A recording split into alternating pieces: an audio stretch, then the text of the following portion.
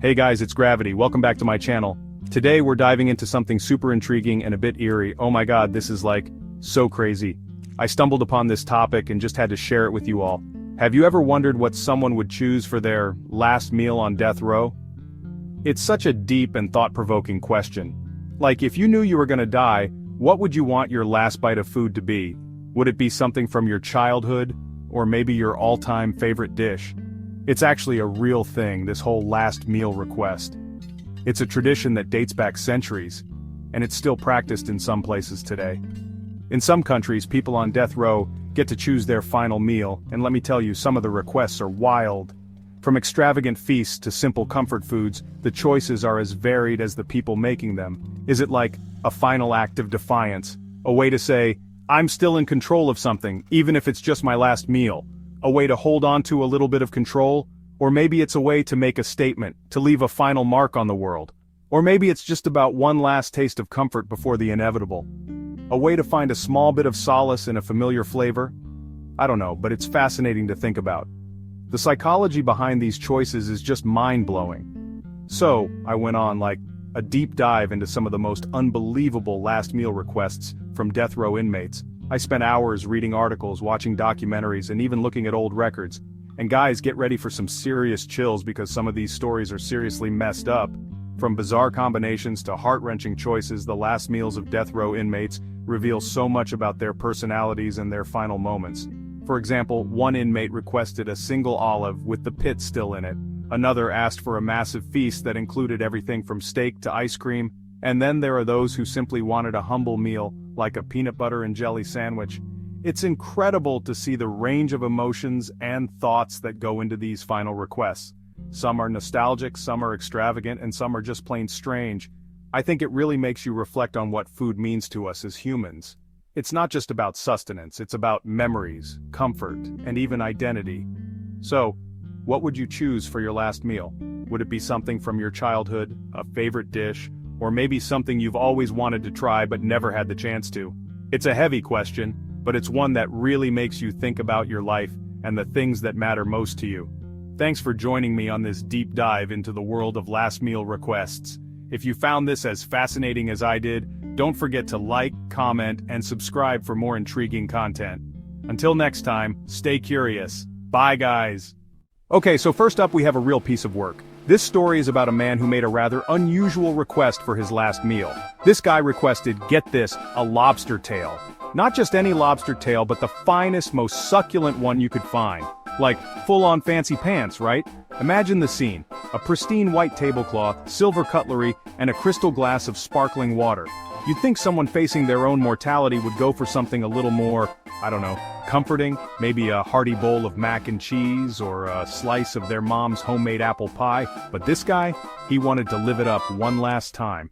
He wanted to savor every bite of that luxurious lobster tail as if he were dining at a five-star restaurant. I mean, I guess I get it. Lobster is delicious. It's a delicacy, a treat that many people reserve for special occasions, but it just seems kind of extra, you know? Like, was he trying to make a statement? Was he trying to show that even in his final moments, he could still enjoy the finer things in life? Or maybe he was trying to impress someone. Maybe he wanted to leave a lasting impression on the prison staff or the people who would hear about his last meal. Or maybe he just really loved lobster. Maybe it was his favorite food, and he wanted to enjoy it one last time before he left this world. I did some digging, and apparently this guy was all about the finer things in life even before he ended up on death row. He lived a life of luxury, always seeking out the best of the best. So maybe the lobster was his way of holding on to that part of himself, you know?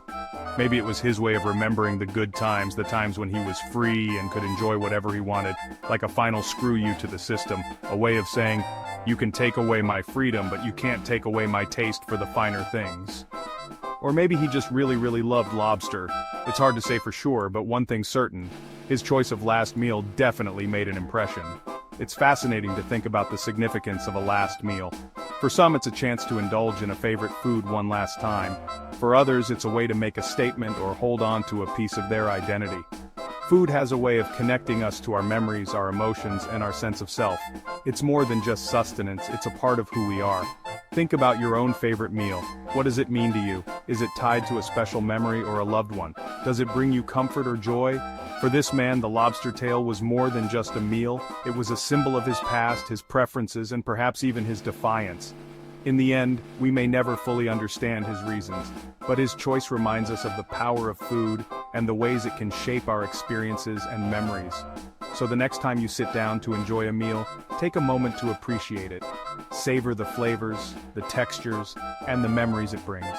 Because in the end, it's these little moments that make life truly special. And who knows, maybe one day you'll find yourself craving something as extravagant as a lobster tail, just like our friend here. Life is short, so why not indulge in the things that bring you joy? After all, it's these moments of pleasure that make life worth living. So here's to living life to the fullest, one delicious bite at a time. This next one is just weird, like seriously messed up.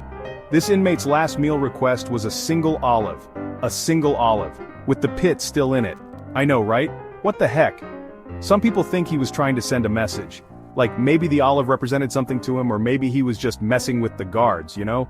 Trying to freak them out with his last act. Honestly, the whole thing is just creepy. I mean, imagine being the one who has to serve him that olive. Like, here you go, sir, one olive. Enjoy your last meal.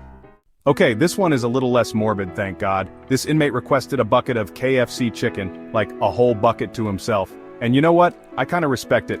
If I'm being honest, if I knew I was gonna die, I'd probably want something comforting and familiar like KFC. It's like a warm hug from your childhood, you know? Plus, it's freaking delicious. I mean, who doesn't love a little fried chicken? Apparently this guy had a really rough childhood, and KFC was like a special treat for him growing up. So maybe it was his way of going back to a happier time, you know? Or maybe he just really, really loved fried chicken. Food has this incredible power to transport us back to different times in our lives. For some, it's not just about the taste, but the memories associated with it. Think about it. How many times have you eaten something and been instantly reminded of a family gathering, a holiday, or a special moment? It's like a sensory time machine. And for this inmate, KFC was that time machine. It took him back to a place where he felt happy and safe, even if just for a moment. And let's be real, KFC chicken is pretty irresistible. The crispy skin, the juicy meat, the secret blend of herbs and spices. It's a flavor that's hard to forget. And maybe, just maybe in his final moments, he wanted to share that joy one last time, to feel a connection to a simpler, happier time. It's a reminder that no matter our circumstances, we all seek comfort in the familiar. And for him, that comfort was a bucket of KFC chicken. Finger-licking good indeed. Chapter 4, Death Row Feast. Okay, get ready for this one because it's a doozy. This inmate requested a massive pizza, like the biggest one they could find, and not just any pizza, oh no. He wanted it with everything on it. I'm talking pepperoni, sausage, mushrooms, onions, peppers, olives, anchovies, the works. It was like he was trying to fit every single flavor into one last meal. Maybe he just really, really loved pizza. Or maybe he was trying to make up for all the meals he missed out on. Whatever the reason, it's a pretty epic last meal request. Chapter 5. Last Supper for One. This next one is a classic. We're talking steak dinner with all the trimmings. I mean, you can't go wrong with a good steak, right? This inmate wanted it cooked medium rare with mashed potatoes, gravy, asparagus, and a glass of red wine. He even requested a slice of cheesecake for dessert. It's like he was trying to create one last perfect memory, you know? A final moment of indulgence before the end. Chapter 6. Sweet Simplicity. Okay, this one really got to me. This inmate's last meal request was a simple tub of vanilla ice cream. Just plain vanilla. No toppings, no sprinkles, nothing. It's like he was stripping away all the complexities of life and just wanting to savor one last pure sweet taste. I read somewhere that vanilla was his wife's favorite flavor. Ugh, my heart. It's like he was trying to feel close to her one last time, you know? This one is pretty relatable actually. This inmate requested a cheeseburger and fries, like, who doesn't love a good burger and fries? It's the ultimate comfort food. Maybe he was just craving something familiar and satisfying, you know?